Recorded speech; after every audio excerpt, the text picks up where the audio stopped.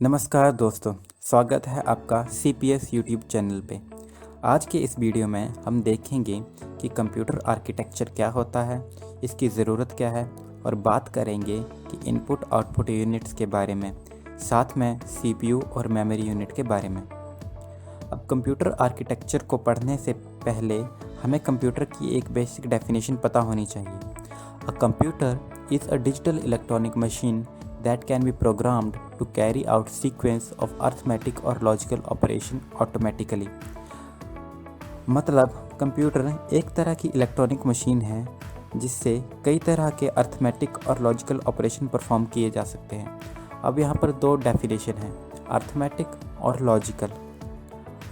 Arithmetic operation का मतलब होता है addition, subtraction, multiplication, division etcetera, यानी जो भी हमारे बेसिक मैथमेटिकल ऑपरेशंस होते हैं उन्हें हम अर्थमेटिक ऑपरेशन बोलते हैं। अब सेकंड टर्म थी लॉजिकल ऑपरेशन।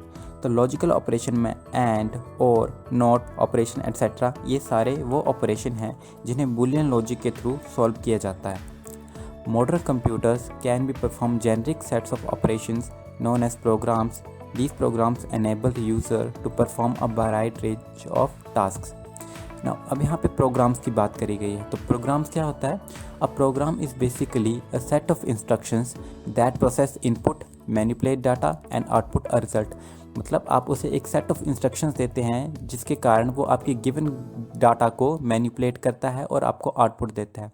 एग्जांपल के लिए MS वर्ड, जिसमें आप कुछ टाइप करते हैं, उसके अंदर मॉडिफिकेशन करते हैं और फिर आउटपुट लेते हैं एक परफेक्ट डॉक्यूमेंट की फॉर्म में। अब next is a computer is a complete a computer system is a complete computer that includes the hardware, operating system, which is the main software, and peripheral equipment needed and used for full operations। मतलब कि ये जितना computer system पूरे में hardware होता है, operating system होता है और साथ में कई तरह के पेरिफेरल डिवाइस होते हैं जैसे कि कीबोर्ड, माउस एट्सेट्रा। अब पेरिफेरल डिवाइस की डेफिनेशन होती है एन इंटरनल और external device that connects directly to a computer और other digital device but does not contribute to the computer's primary function such as computing. अब computer का main function होता है compute करना, मतलब जो भी हम डाटा प्रोवाइड कर रहे हैं उसे वो कंप्यूट करके हमें रिजल्ट करे। लेकिन जो पेरिफेरल डिवाइसेस होती हैं वो एक्सटर्नल डिवाइसेस होती हैं, जैसे कीबोर्ड हो गया, माउस हो गया, स्पीकर हो गया। ये हेल्प करती हैं हमें कंप्यूटर के साथ इंटरेक्ट करने में, लेकिन इनका बेसिक फंक्शन कंप्यूटर का बेसिक फंक्शन ये परफॉर्म नहीं करती हैं। आर्किटेक्चर की एक बेसिक सी डेफिनेशन को समझते हैं और जानते हैं कि आर्किटेक्चर होता क्या है। Architecture is both the process and the product of sketching, conceiving, planning, designing and constructing building और other structures. In simple words, the complex or careful design structure of something। तो बेसिकली आर्किटेक्चर का मतलब होता है कि हम किसी structure को तैयार करना चाहते हैं तो उससे पहले उसका एक बेसिक सा डायग्राम बनाई जाती है, यानी उसका बेसिक सा स्ट्रक्चर डिज़ाइन किया जाता है कि ये चीज़ ऐसे होगी, ये चीज़ यहाँ पे लगेगी, तो उस चीज़ को बोलते हैं आर्किटेक्चरल डिज़ाइन। तो सिमिलरली कंप्यूटर सिस्टम में एक कंप्यूटर आर्किटेक्चर होता है जो एक बेसिक ब्लॉक डायग्राम होती है जो हमें बताता है कि different units of a computer कहाँ कहाँ पे लगेंगे। अब ये एक बेसिक ब्लॉक डायग्राम है कंप्यूटर आर्किटेक्चर की। इसमें आप देख सकते हैं हमारे पास एक इनपुट यूनिट है, एक आउटपुट यूनिट है और यहाँ पे CPU है और साथ में एक मेमोरी यूनिट है। ठीक है, तो CPU के अंदर ही हमारे पास कंट्रोल यूनिट और प्रोसेसर, जिसके अंदर ALU भी आ जाता है, वो होते हैं। अब computer architecture can be defined as a set of rules and methods that describes the functionality, management and implementation of computers। To be precise, it is nothing but rules by which a computer system performs and operates। Architecture एक तरीका है कि system को किस तरह से design किया जाए, उसके जितने भी कंपोनेंट्स हैं उन्हें एक एफिशिएंट और वर्किंग कंडीशन में एक साथ कंबाइन करके लगाया जाए और वो अपने काम यानी ऑपरेशन को परफॉर्म कर सकें। अब कंप्यूटर आर्किटेक्चर का बेसिक फ़ायदा ये है कि हम पता कर सकते हैं कि हम अपने सिस्टम को किस तरह से अरेंज करें ताकि वो एक परफेक्ट एफिशिएंट तरीके से काम कर सके। जैसे यहाँ पे हम देख सकते हैं, यहाँ पे एक इनपुट यूनिट है जिसमें माउस और कीबोर्ड लगे हुए हैं। आउटपुट यूनिट में हमारे पास मॉनिटर है, प्रिंटर है, जिसके थ्रू हम इंफॉर्मेशन लेते हैं, इनपुट के थ्रू हम डाटा प्रोवाइड करते हैं। एक मेमोरी यूनिट है जिसमें मेन मेमोरी और ऑक्सिलरी मेमोरी आती है, और एक कंट्रोल यूनिट है और अर्थमेटिक एंड लॉजिकल यूनिट है। और main memory, arithmetic logic unit और कंट्रोल यूनिट ये हमारे पास सीपीयू के अंदर आते हैं, सेंट्रल प्रोसेसिंग यूनिट। अब role of computer architecture. The main role of computer architecture is to balance the performance, efficiency and cost reliability of a computer system. मतलब कंप्यूटर आर्किटेक्चर हमें मदद करेगा एक एफिशिएंट सिस्टम को तैयार करने में जो रिलायबल भी हो और पॉसिबल भी हो। यह ना हो कि हम एक हाइपोथेटिकल सिस्टम डिज़ाइन कर दें और बाद में वो परफॉर्म ही ना कर सके या वो बन ही ना सके। तो इसलिए कंप्यूटर आर्किटेक्चर का एक परफेक्ट रोल होता है जो हमें बताता है कि ये सिस्टम किस तरह से बनेगा और कैसे बनना चाहिए। अब कंपोनेंट्स ऑफ कंप्यूटर, इसका मतलब यह है जो हमने अभी आर्किटेक्चर पढ़ा उसमें बेसिकली 3 यूनिट्स पढ़े थे, input and output unit, central processing unit and memory unit. अब एक नोट यहाँ पे है कि system unit is a metal और plastic case that holds all the physical parts of the computer. The components that process data are located in it. जैसे आपने desktop computer देखे होंगे और उसके साथ में एक बड़ा सा डिब्बा होता है जिसे हम सीपीयू बोलते हैं। वो एक्चुअल में सीपीयू नहीं होता, वो एक सिस्टम यूनिट होता है जिसके अंदर ही सीपीयू होती है, स्टोरेज होती है, पावर सप्लाई होती है और जितने भी कंपोनेंट्स होते हैं सिस्टम के वो होते हैं। तो उस पूरे सिस्टम को हम एक सिस्टम यूनिट बोलते हैं। ठीक है, अब कंपोनेंट्स ऑफ कंप्यूटर, अब हम इन्हें एक एक करके एक्सप्लेन करेंगे। पहले बात करेंगे इनपुट और आउटपुट यूनिट की, फिर बात करेंगे सीपीयू की और फिर बात करेंगे मेमोरी यूनिट की। अब पहले बात करते हैं इनपुट यूनिट की। The computer accepts coded information through input unit by the user. It is a device that is used to give required information to the computer, example keyboard, mouse, etc. An input unit performs the following functions.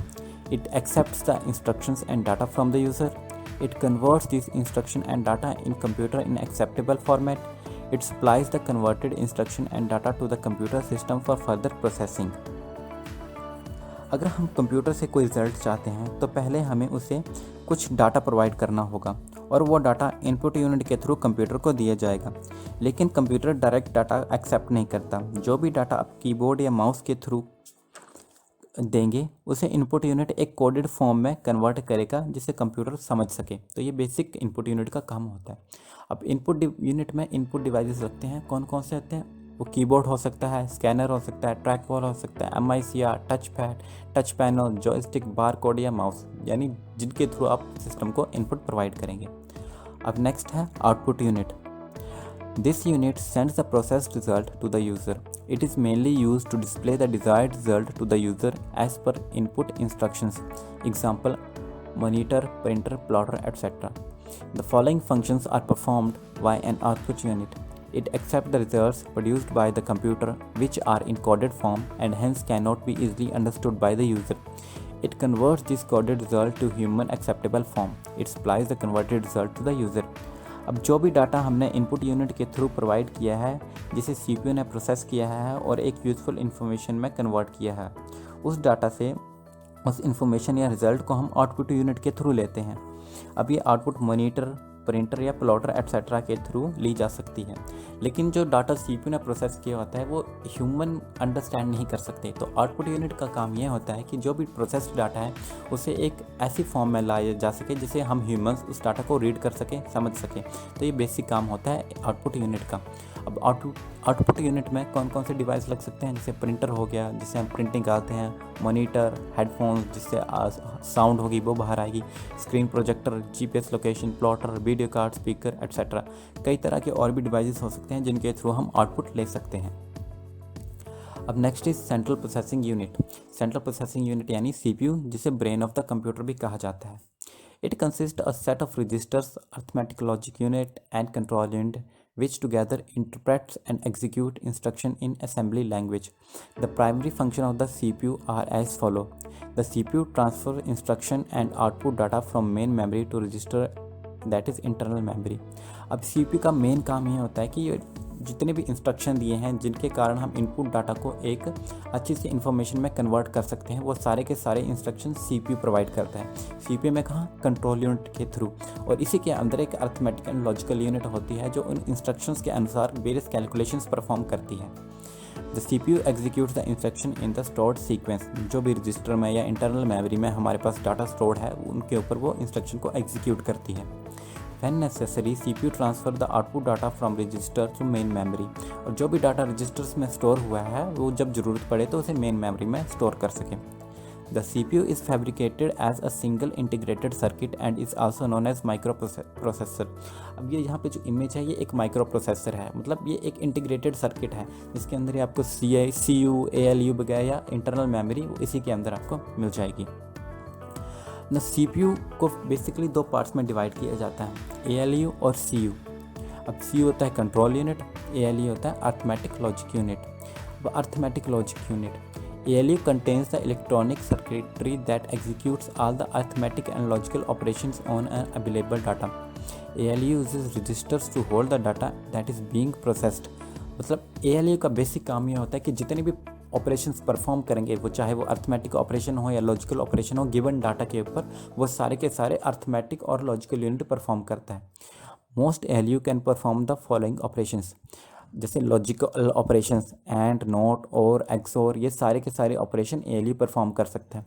Arithmetic operations perform कर सकता है जैसे addition, subtraction, multiplication और division, और comparison भी कर सकता है जैसे equal to, less than, greater than और less than greater than equal to. ये सारे के सारे operations arithmetic and logical unit operate करता है। The next is control unit। The basic function of the control unit is to fetch the instructions stored in the main memory, identify the operations and the device involved in it, and accordingly generate control signals।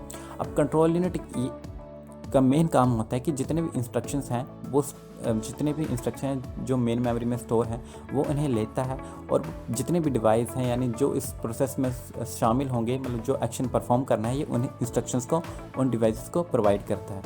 It directs the computer to carry out stored program instructions by communicating with the ALU and the registers. And the next is memory unit. The unit is responsible to store programs or data on its temporary और permanent basis। जो memory unit होती है वो दो तरीके की होती है, एक होती है मेन मेमोरी और एक होती है सेकेंडरी मेमोरी, जिसे ऑक्सिलरी मेमोरी भी कहा जाता है। अब मेन मेमोरी होती है वो कंप्यूटर के अंदर होती है, मतलब जो इतने भी ऑनगोइंग प्रोसेसेस हो रही होती हैं, जो टेम्परेरी तौर पे जो डाटा स्टोर होता है वो मेन मेमोरी में स्टोर होता है, और जो डाटा परमानेंटली फॉर्म में स्टोर होता है वो सेकेंडरी स्टोरेज या ऑक्सिलरी मेमोरी में स्टोर होता है।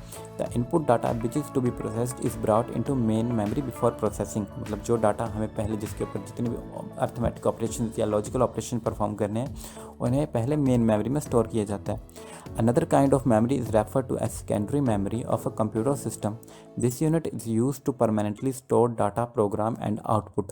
मतलब जो भी डाटा हम परमानेंटली तरीके से स्टोर करना चाहेंगे वो मेमोरी यूनिट में स्टोर होता है। This unit does not deal directly with the CPU। और मेमोरी यूनिट ये सिस्टम के बाहर लगी होती है। And thank you from the CPS। अगर वीडियो अच्छा लगा हो तो लाइक करें, चैनल को सब्सक्राइब करें, and come back for the next video. Have a nice day. Thank you.